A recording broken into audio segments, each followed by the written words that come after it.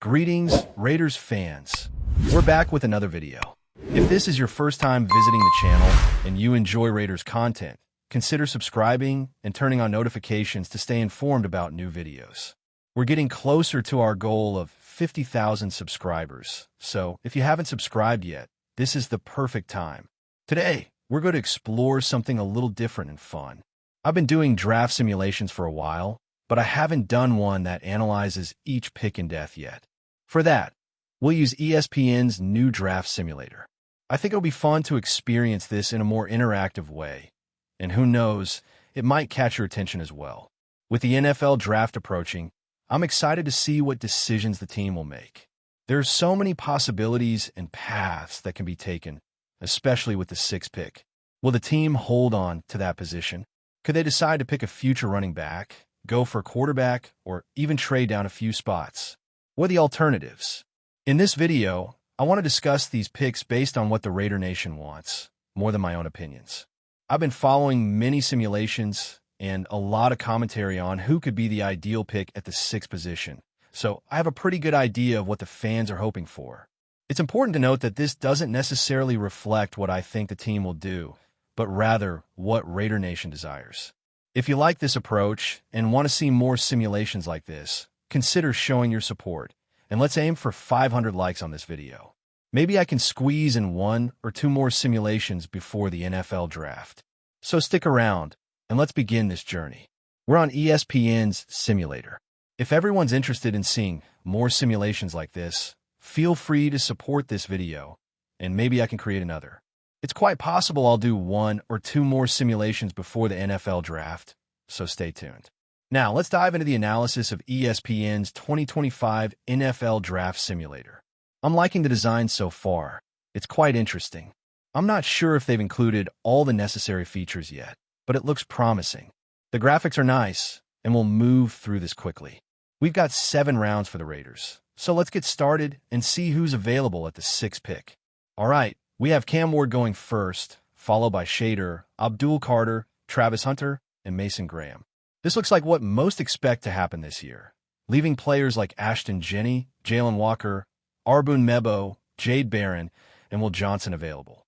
Tedero McMillan is also an option. I have the impression that many Raiders fans would prefer to secure the best running back in this year's class. While he's not my first choice, I completely understand his appeal as he's an exceptional player. So, I'll go ahead and select Ashton Jenney with the 6th pick. This pick strengthens the running back position in a deep class, similar to last year's pick of Brock Bowers, who was considered the best. Some may argue he's a generational talent, but only time will tell. I know he'll contribute to the team, but we can't just rely on one running back without the pieces around him. Moving on to the 2nd round, there are several good options still available. James Pierce is falling, which could make him an exciting pick.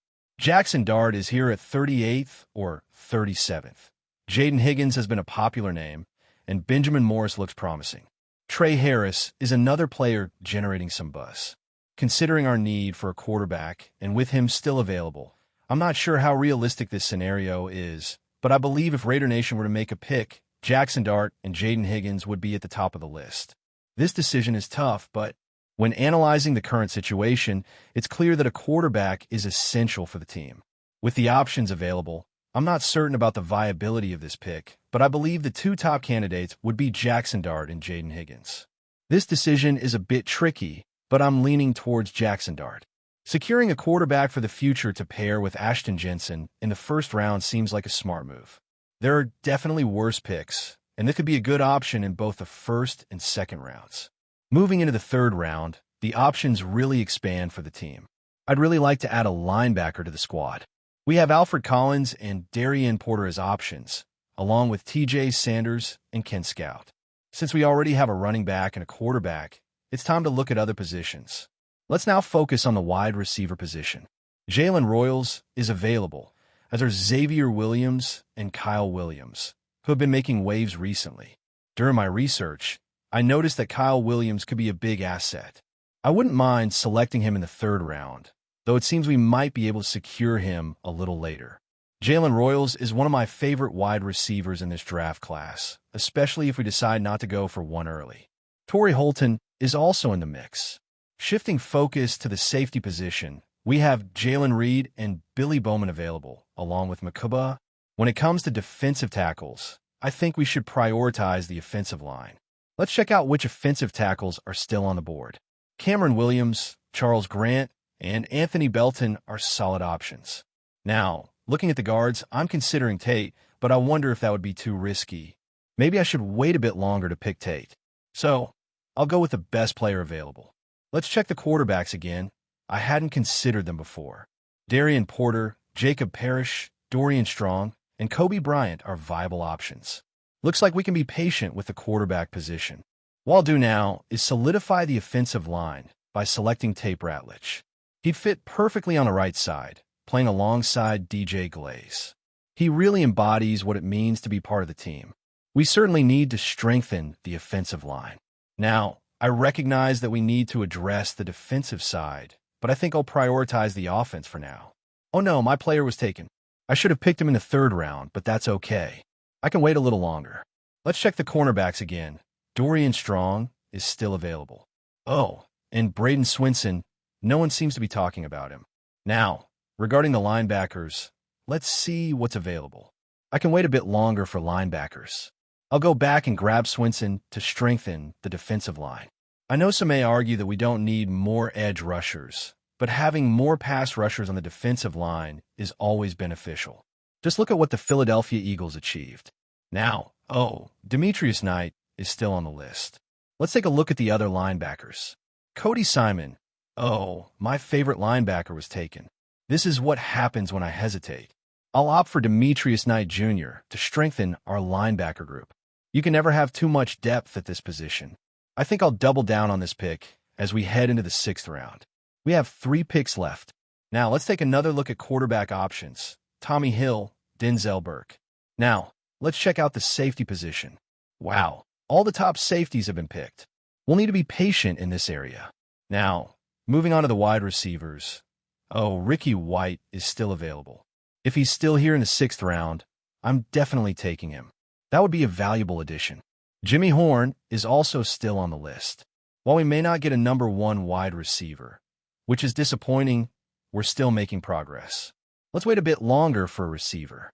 Ricky White's availability is still standing out. I'd be happy if Ricky White was available in the 6th round. That would be great. Jimmy Horn is also still around. While we didn't manage to grab a top-tier receiver, which is a shame, we're moving forward, heading somewhere. Let's review the picks we've made so far. At this point, we have Ashton Genshin at the 6th pick, Jackson Dart in the 2nd round, Tate Ratledge in the 3rd round, Brady Swinson in the 4th, along with Demetrius Knight and Ricky White. That sounds pretty good so far. This process has been interesting. Let's keep analyzing the draft. Looking at the safety position, we have Tommy Hill and Denzel Burke. It would be worth adding another quarterback. So far, I haven't picked a quarterback, so let's go ahead.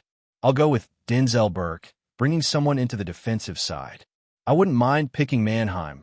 He'd be a good addition to the offensive line. We need all the help we can get in that area. For the final safety pick, I'll go with Craig Woodson.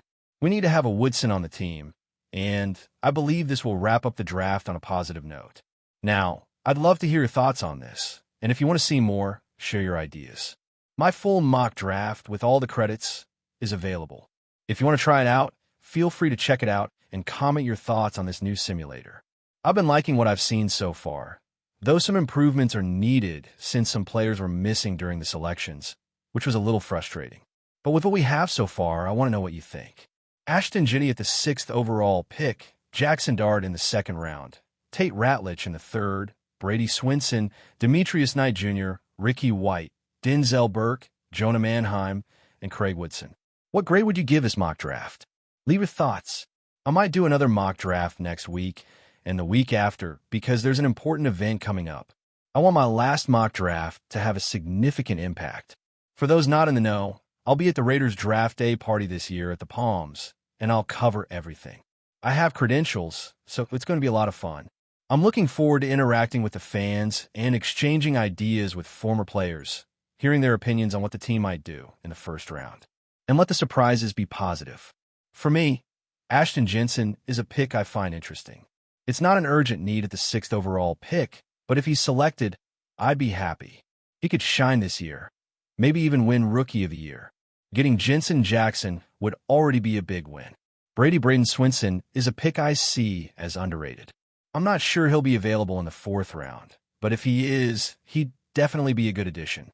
I wish I had been able to grab a wide receiver a bit earlier, but I worked with the options I was given. With that in mind, leave your thoughts on this video, and of course, who would you choose at the 6th overall pick? Don't forget to leave feedback if you haven't already. Before we continue, don't forget to subscribe to our channel and give this video a like. Your support helps us keep bringing you the latest updates on our Las Vegas Raiders. And don't be shy. Drop your thoughts on the news in the comments below. As whispers swirl through NFL front offices and social media, one name has emerged at the center of the Las Vegas Raiders' boldest offseason move yet: Trevor Lawrence. After a roller coaster of highs and lows with the Jacksonville Jaguars, the rising quarterback seems to be on the verge of a seismic shift in his career. With a historic contract extension under his belt and a remarkable college pedigree, the Raiders' interest in acquiring Lawrence has fans and analysts alike buzzing. But why are the Raiders, currently sitting in the middle of a rebuilding phase, so desperate to bring in the 25-year-old QB? Lawrence's impressive trajectory is undeniable. After an illustrious college career, including leading Clemson to a national championship as a freshman, he was selected 1st overall in the 2021 NFL Draft. His potential seemed limitless, but the transition to the professional level has been anything but smooth. Despite his standout 2022 season, where he led the Jaguars to their first division title in years, recent struggles, highlighted by injuries and a disappointing 2024 performance, have led many to question his future with the team. This turbulence has provided the perfect opening for the Raiders, who see a golden opportunity to make a game-changing acquisition. The Raiders' interest is not without merit. Lawrence's skill set, though inconsistent at times, showcases immense upside. His ability to lead, paired with his physical tools and innate football IQ, makes him an ideal candidate for a franchise that has lacked stability at the quarterback position for years. Raider Nation, known for its passionate fan base, sees Lawrence as the key to finally ending their search for a true superstar under center, someone who can lead them back to the playoffs and beyond. Yet, the situation in Jacksonville adds complexity. Despite Lawrence's recent struggles, the Jaguars' decision to pick up his 5th-year option and lock him into a record-breaking $275 million extension indicates a deep investment in their future. If the Raiders are to make a move for Lawrence, they would face significant challenges, both in terms of trade compensation and the possible impact on team chemistry. However, the Raiders are no strangers to bold decisions, and their front office is known for taking calculated risks to build a championship-caliber team. As the NFL landscape continues to evolve, the possibility of Trevor Lawrence in a Raiders uniform is tantalizing. Whether this pursuit is a strategic gamble or a sign of a true paradigm shift, one thing is clear: the stakes are high. In a city where risks often pay off in spectacular fashion, the Raiders' potential acquisition of Trevor Lawrence could be the game-changing move that redefines the team's future for years to come. Fans and analysts will be watching closely to see if this ambitious move turns into a reality. That's it for this update. If you enjoyed the video and want to stay updated with exclusive news about our Las Vegas Raiders, be sure to subscribe to our channel and hit that like button. We can't wait to hear your thoughts in the comments. See you in the next video.